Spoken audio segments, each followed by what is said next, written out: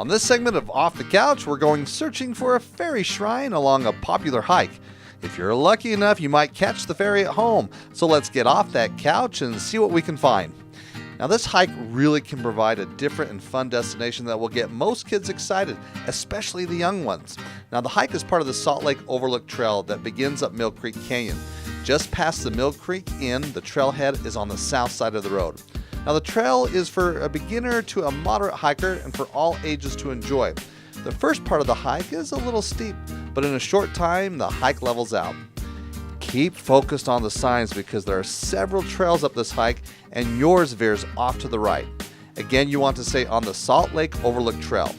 As you do go off to the right, you encounter a handful of switchbacks. It's along these switchbacks that you will find the home of a forest fairy. Along the trail, you will find some neat features to talk about with your kids. In one spot, we saw some moss growing on some trees and rocks, and yes, it was growing on the north side.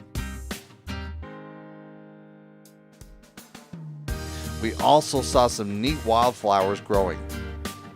We took some friends on a hike, and one of our friends' teenager challenged her mom to a hill kick. Aha! Take that. She still got it.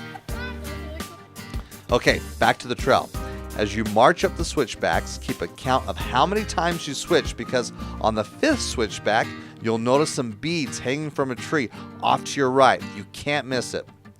You've arrived at the door of the forest fairy, or whatever name you want to give it.